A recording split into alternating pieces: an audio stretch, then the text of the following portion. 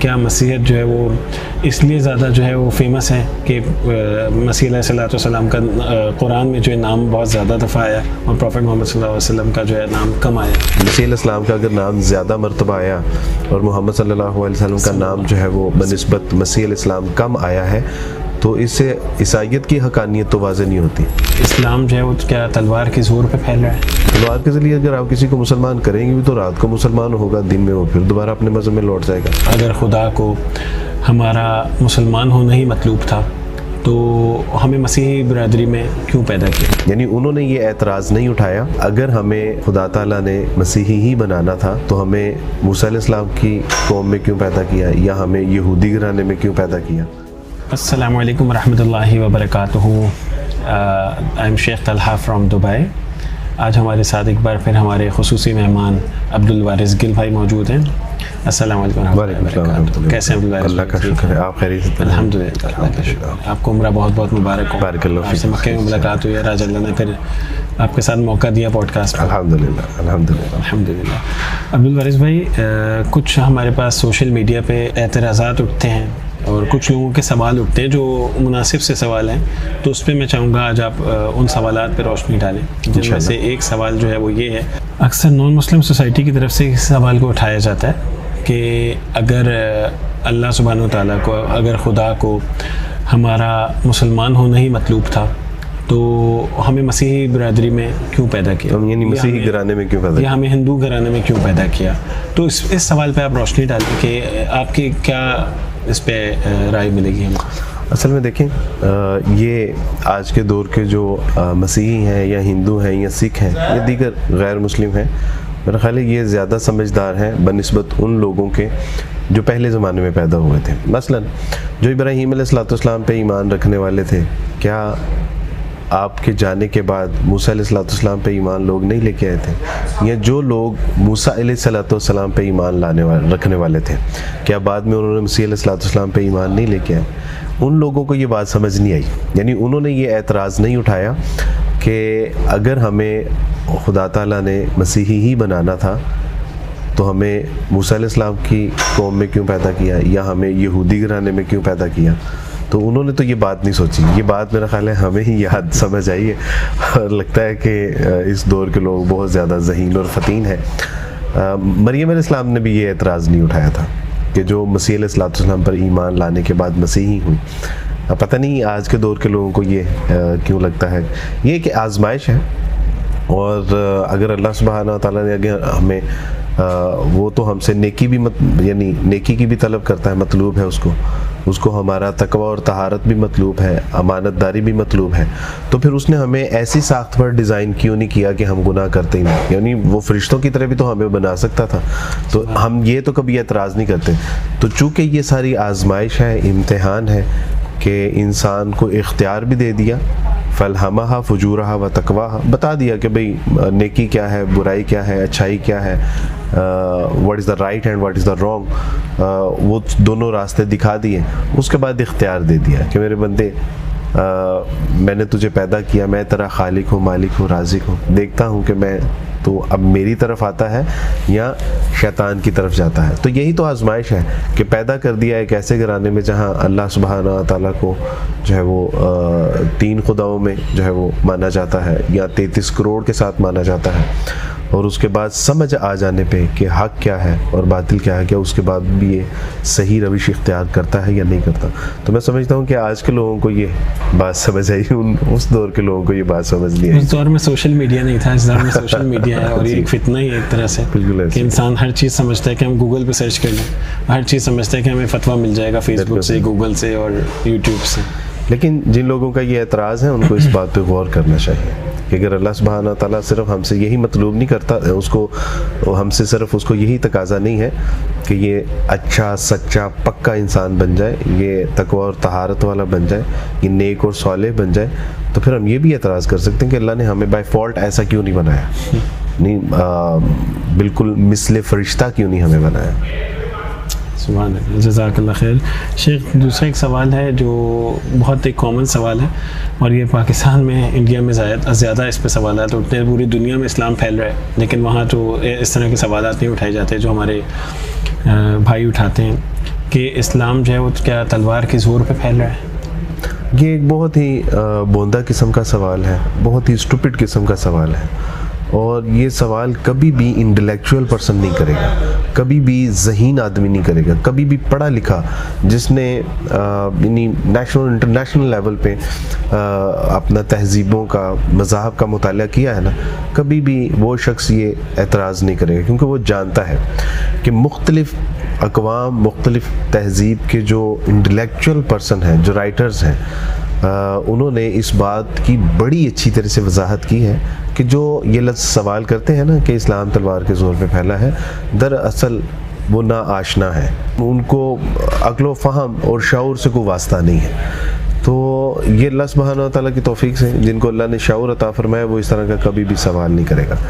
आप देखिए W.D. Arnold और इसके अलावा यूरोपियन मुसन्नफ़ की दर्जनों से ज़ायद कुतब हैं कि जिसमें उन्होंने हवाले दिए हैं कि इस्लाम अपने अखलाक, मुआमलात, किरदार, अकायद व नज़रियात और तालीमात की बिना पे जो है वो फैला है।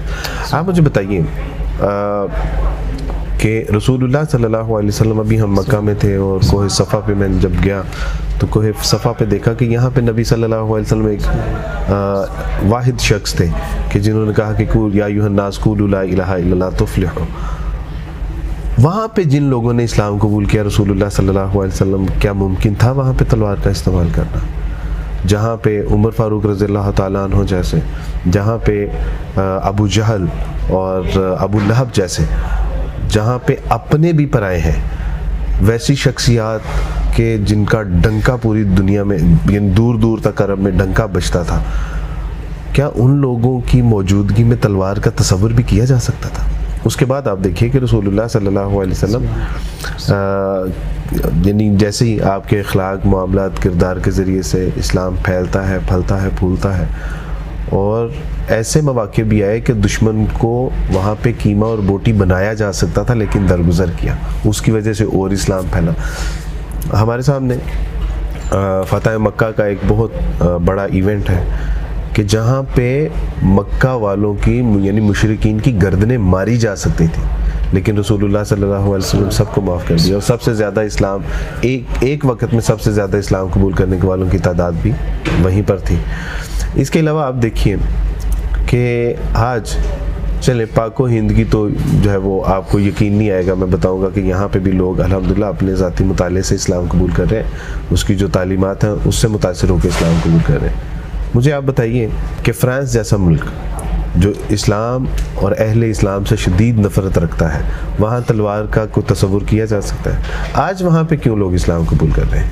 अमेरिका जैसी स्टेट, अमेरिका जैसी कंट्री कि जो यानी सुपर पावर गर्दानी चाहती है, वैसे तो हकीकी मानों में सुपर पावर तो मेरे अल्लाह की ज़ात है, लेकिन असबाब की दुनिया में हम देख लेते हैं, ज़ाहरी दुनिया में हम देख लेते हैं कि अमेरिका यानी वहाँ पे जबरन किसी को इस्लाम कबूल करने का तसव्वुर किया जा सकता है। यानी जो फ्रीडम जिस अपना यूके में देख लीजिए, रूस में देख लीजिए, मुख्तलिफ यानी आप बड़ी बड़ी कंट्रीज़ में देख लीजिए जहाँ पे लोग तेज़ी से इस्लाम कबूल कर रहे हैं, क्या वहाँ पे ये तसव्वुर? तो ऐसा नहीं लगता कि जो ये सवाल करने वाला है वो कोई स्टूपिड शख्स है, वो कुछ जाहिल किस्म का यानी नाख्वानदा किस्म का वो शख्स है कि जो इस तरह का बेबुनियाद सवाल कर रहा। तो इसलिए ये सवाल बिल्कुल बेबुनियाद है, स्टूपिड है, और अकल से आरी लोगों के ये सवालात हैं।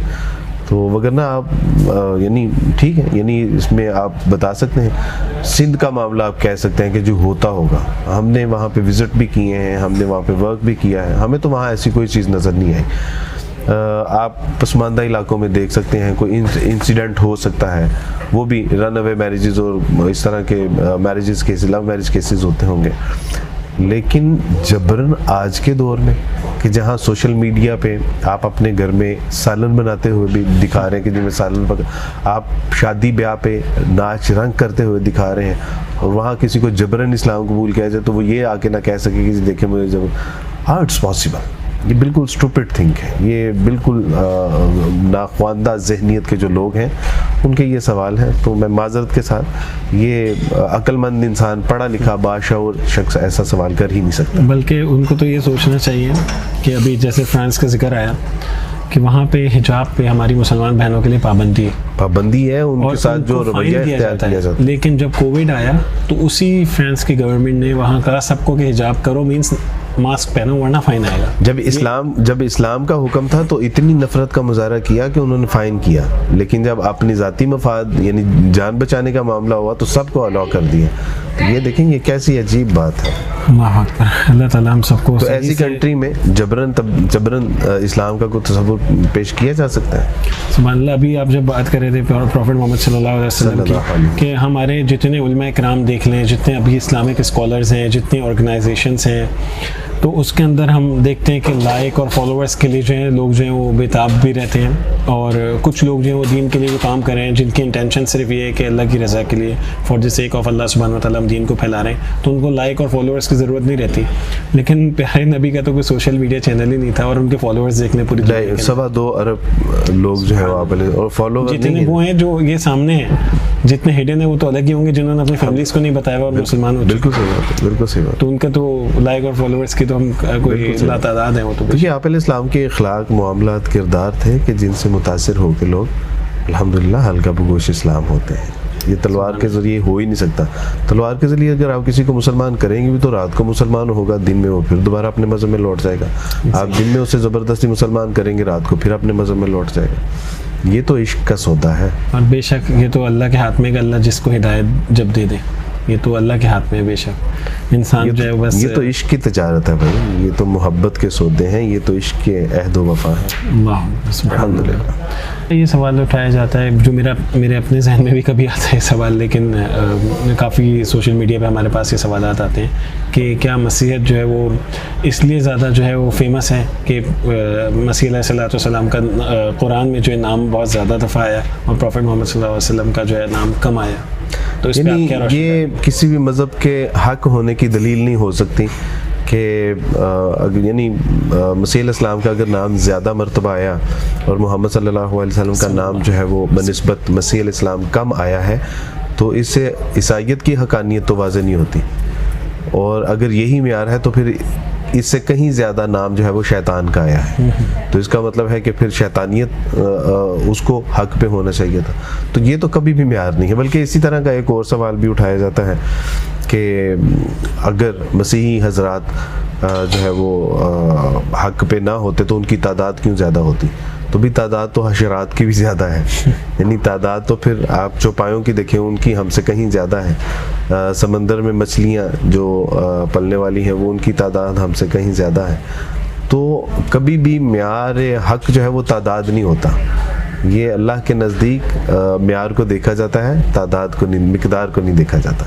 तो ये हक पे होने की कोई दलील नहीं है। हक पे होने की दलील अल्लाह सुब्हानहू व तआला का कुरान है, रसूलुल्लाह का फरमान है और तमाम अंबिया अलैहिस्सलाम की जो तालीमात है। और वो क्या थी?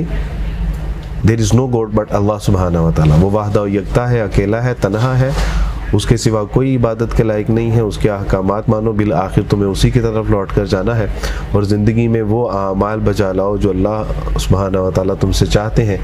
और इसी काम के लिए अल्लाह सुब्हानहू व तआला किताबें भेजते थे और किताबों के जो तालीम होती थी उसके लिए अंबिया अलैहिस्सलाम को मबूस किया जाता था। तो ये मेयारे हक है। और जो तौहीद को, अंबिया अलैहिस्सलाम और उनकी तालीमात को फॉलो करेगा वो मेयारे हक होगा। तादाद कोई मैटर नहीं करती। और अगर तादाद को अगर हमने देखना है तो इस वक्त फिर यानी 3 अरब के लगभग, 3-3.25 अरब के लगभग जो है वो मसीही हैं और बाकी दीगर अक़वाम को देख ले तो वो उनसे ज़्यादा हैं। तो फिर इसका मतलब है कि मसीही अक़वाम भी हक पे ना हुई। तो ये वैसे भी कोई मेयार नहीं है, ये वैसे भी कोई मेयार नहीं। जज़ाकल्लाह खैर कि आपने इतनी खूबसूरती से और इतने जो है वो बेहतरीन तरीके से इसको जो है वाज़े भी किया और इतने बेहतरीन तरीके से आपने इसका आंसर किया कि मुझे नहीं लगता कि इसके बाद लोगों को दोबारा इस सवाल को मेंशन करने की नहीं। लेकिन अगर कोई फिर भी अगर किसी के जहन में कोई सवाल हो, आज हमारे पास चूँकि टाइम भी कम है इसलिए हम मुख्तसर अंदाज में से कर रहे हैं, तो लेकिन फिर भी अगर किसी के यहाँ कोई सवाल हो, जहन में खलिश हो, ज़रूर पूछना चाहिए। सवाल पूछने से बहरहाल मसाइल हल होते हैं, अल्हम्दुलिल्लाह कोई मसला नहीं। दूसरा एक सवाल आजकल है हमारे सामने कि मसीह अलैहिस्सलाम जो हैं वो ज़्यादा अफजल हैं मोहम्मद सल्लल्लाहु अलैहि वसल्लम से, कि इसलिए कि वो बग़ैर बाप के पैदा हुए और ज़िंदा आसमान पर उठा लिए गए। हमारे नज़दीक तो तमाम अंबिया अलैहिस्सलाम ही अफजल है अल्हम्दुलिल्लाह, लेकिन अगर मसीह अलैहिस्सलाम इसलिए अफजल हैं मोहम्मद सल्लल्लाहु अलैहि वसल्लम से या दीगर अंबिया से कि वो बग़ैर बाप के पैदा हुए हैं, तो इसमें मसीह अलैहिस्सलाम का अपना ज़ाती कोई कमाल नहीं है। क्या मसीह अलैहिस्सलाम खुद पैदा हुए हैं या उनका इसमें अपना ज़ाती कोई, इसमें अपना ज़ाती, ये तो मेरे अल्लाह का फ़ज़ल है। मसीह अलैहिस्सलाम कहते भी हैं कि मेरे भेजने वाला मुझसे बड़ा है, मुझसे अफजल है। तो इसका मतलब है कि मसीह अलैहिस्सलाम भी किसी के मोहताज हैं। तो इसलिए ये कोई यानी मसीह मोहम्मद सल्लल्लाहु अलैहि वसल्लम से अफजल होने का तो मेयार नहीं है। और दूसरा ये कि वो ज़िंदा आसमानों पर उठा लिए गए, तो इसमें भी मसीह अलैहिस्सलाम का कोई कमाल नहीं। तो मेरे अल्लाह का फ़ज़ल है कि अल्लाह सुब्हानहू व तआला मसीह अलैहिस्सलाम को ज़िंदा आसमान पर उठा लिया। और इससे पहले भी, यानी बाइबल के नज़दीक इससे पहले भी जो है वो एलिया नबी को ज़िंदा आसमानों पर उठा लिया गया, और तौरात में भी आता है जिनको ज़िंदा आसमानों पर उठा लिया गया। इसी तरह मसीह अलैहिस्सलाम अगर बग़ैर बाप के पैदा हुए हैं, तो आदम अलैहिस्सलाम कैसे पैदा हुए, हव्वा अलैहिस्सलाम कैसे पैदा हुई, वो भी तो बग़ैर बाप के पैदा हुई, बल्कि बग़ैर माँ के भी पैदा हुई। और हव्वा अलैहिस्सलाम का मामला इतना अजीब कि वो ना सिर्फ बग़ैर माँ बाप के पैदा हुई, बल्कि एक मर्द से पैदा की गई, तो आप देखिए कि इससे तो फिर लगता है कि फिर आदम अलैहिस्सलाम और हव्वा अलैहिस्सलाम मसीह से भी। और मिल्क सिद्क का वाक़या है, मिल्क सिद्क का एक वाक़या है कि ना उसका आगाज़ है, ना उसकी इंतहा है, और उनका मामला तो फिर इससे भी अजीब होगा।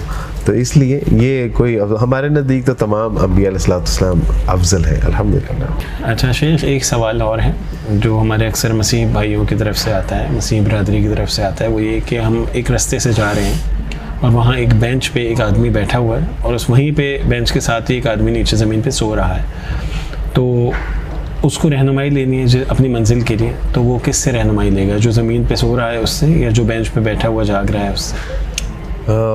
इसमें मैं अगर अर्ज़ करूँ, इसमें मुख्तलिफ़ उलमाए किराम ने जवाब दिए भी हैं, और उसी में से एक जवाब ये है कि जो बेंच पे बैठा हुआ है ना, वो भी इसी इंतज़ार में है कि ये बेंच पे सोने वाला उठे तो मैं इससे रहनुमाई लेके अपनी मंजिल मकसूद तक पहुँचूँ। तो मसीह अलैहिस्सलाम आज तक अगर ज़िंदा है, तो उसमें अल्लाह सुब्हानहू व तआला की मुख्तलिफ़ हिकमतें हैं, जिसमें एक हिकमत ये है कि वो दोबारा ज़मीन पे नाजिल किए जाएंगे, और अल्लाह सुब्हानहू व तआला की तौफ़ीक़ से मसीह अलैहिस्सलाम रसूलुल्लाह सल्लल्लाहु अलैहि वसल्लम की शरीयत के मुताबिक आमाल बजा लाते हुए जो भी अल्लाह सुब्हानहू व तआला उस वक़्त के तकाज़े होंगे वो उनको पूरा करने की तौफ़ीक़ अता फ़रमाएंगे, और उसके बाद अल्लाह सुब्हानहू व तआला मसीह अलैहिस्सलाम को भी मौत अता फ़रमाएंगे, और दोबारा हशर कायम करने का जो एक सिलसिला है वो सारा होगा।